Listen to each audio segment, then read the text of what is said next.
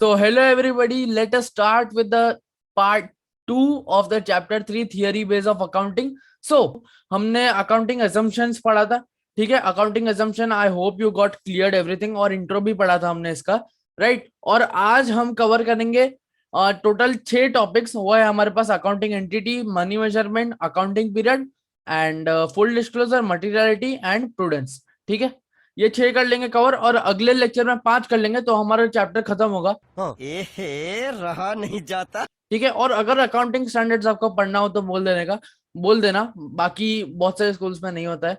ठीक है. So yes guys, let's start. सबसे पहले अकाउंटिंग प्रिंसिपल में हमारे पास कौन सा प्रिंसिपल आता है? सबसे पहले आता है हमारे पास अकाउंटिंग एंटिटी. अब अकाउंटिंग एंटिटी में क्या होता है हमारे पास? Here the business and the owner are separate. दोनों सेपरेट होते हैं. ठीक है, बिजनेस भी सेपरेट होता है, ओनर भी सेपरेट होता है. ठीक है. Accounts of business will be written and not of owner.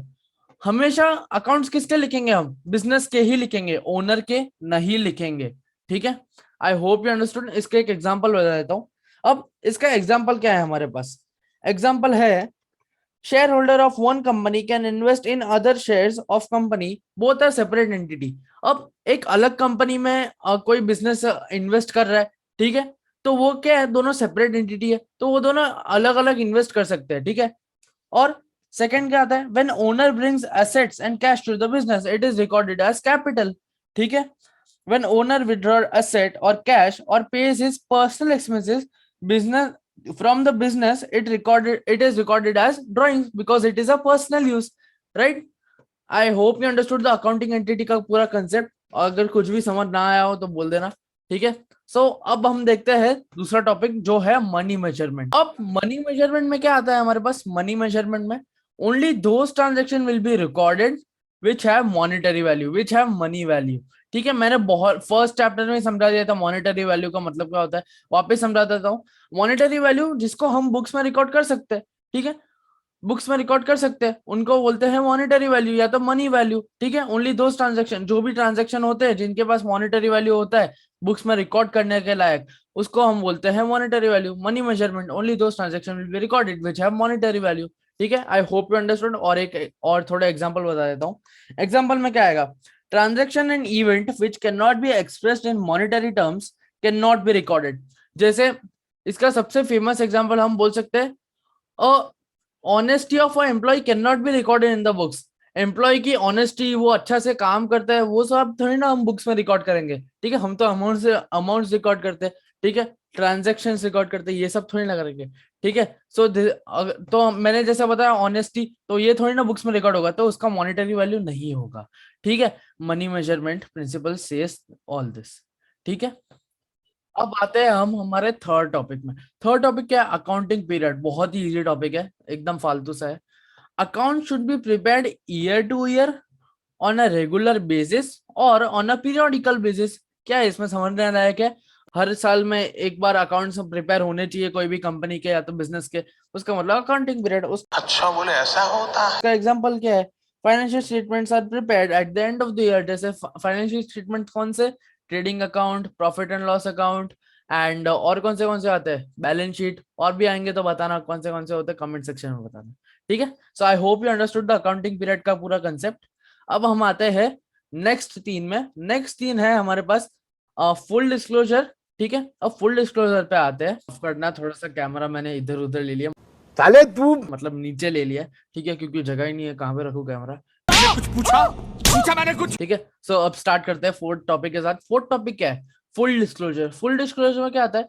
We should make disclosure that is necessary for the user. जो भी हमारे पास यूजर है, जो भी हमको किसका डिस्क्लोजर करना है? That is necessary for the user and it should report all the significant information. Note my point कि इसमें जो भी होंगे हमारे पास इंफॉर्मेशन, वो कौन सी इंफॉर्मेशन होगी? Non financial information. ठीक है, नॉन फाइनेंशियल इंफॉर्मेशन इसमें रिकॉर्ड होगी. नॉन फाइनेंशियल, ये सबसे इंपॉर्टेंट वर्ड है इसमें.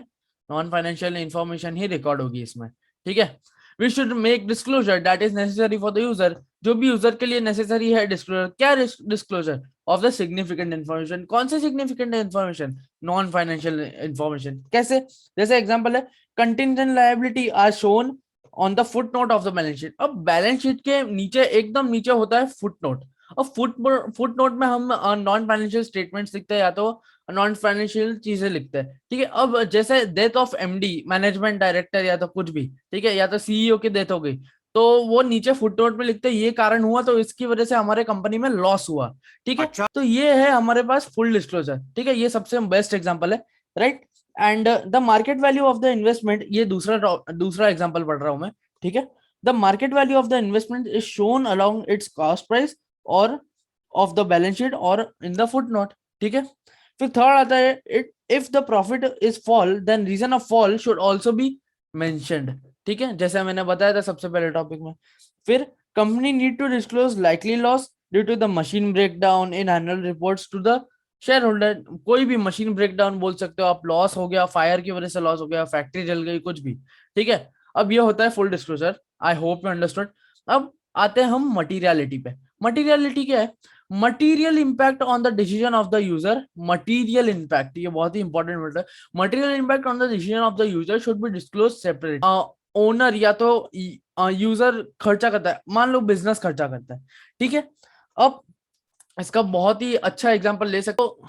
अब आप मान लो एम्प्लॉय है, एम्प्लॉय को हमने दिए 500 रुपए दिन के, क्या भाई तू जितना ही पूरा फुल पेट्रोल करवा लेना, तो एम्प्लॉय को पैसे दे दिए, फिर चाय वाले को पैसे दे दिए, तो ये सारे में क्या होगा, ये सन्ड्री एक्सपेंसेस हुए।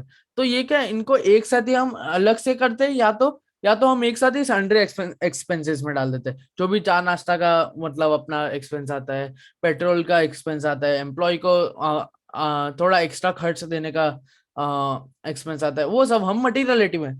अब उसका अच्छे से आई होप यू अंडरस्टूड। और इसमें फाइनेंशियल इंफॉर्मेशन ही होगी, उसमें क्या था फुल डिस्क्लोजर में, नॉन फाइनेंशियल इंफॉर्मेशन, इसमें ओनली फाइनेंशियल इंफॉर्मेशन, ठीक है ना, ओनली फाइनेंशियल इंफॉर्मेशन, इसमें इन्फो लिख देते हैं हम बस, ठीक है। फिर अब इसमें क्या होता है, एग्जांपल्स बता देता हूँ।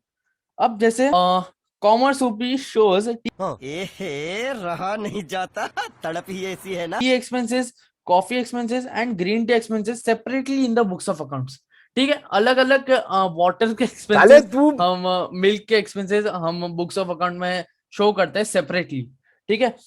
Shiv wants to consider unused and semi used pencil as prepaid stationery expenditure. कैसे?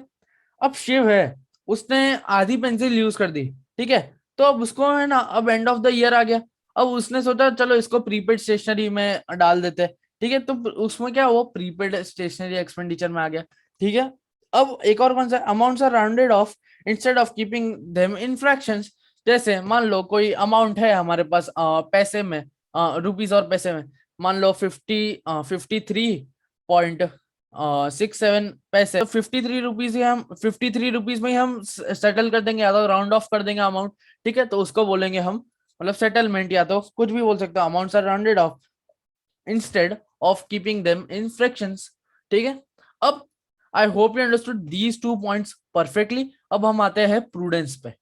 प्रूडेंस में क्या होता है, थोड़ा सा इधर ले लेता हूं अब मैं इसको, एंड इसको भी इधर।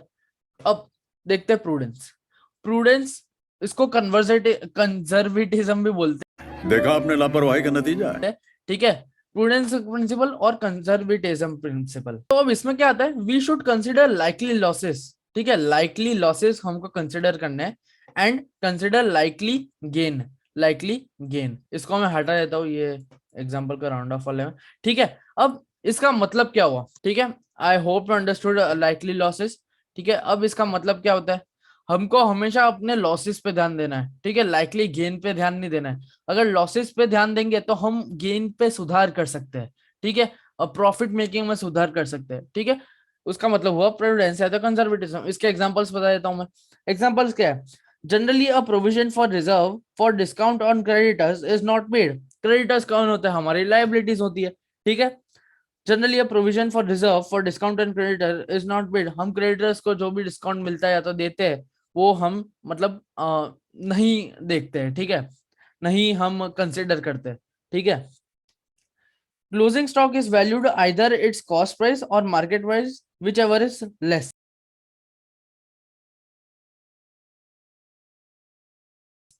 क्लोजिंग स्टॉक है, या तो वो कॉस्ट प्राइस में हम रिकॉर्ड करते हैं या तो हम मार्केट प्राइस में रिकॉर्ड करते हैं, ठीक है। इसका मतलब ये पता चल गया होगा, अगर नहीं पता चला हो तो कमेंट सेक्शन इज फ्री, आ जाना वहां पे, या तो अगले लेक्चर में समझा दूंगा, ठीक है।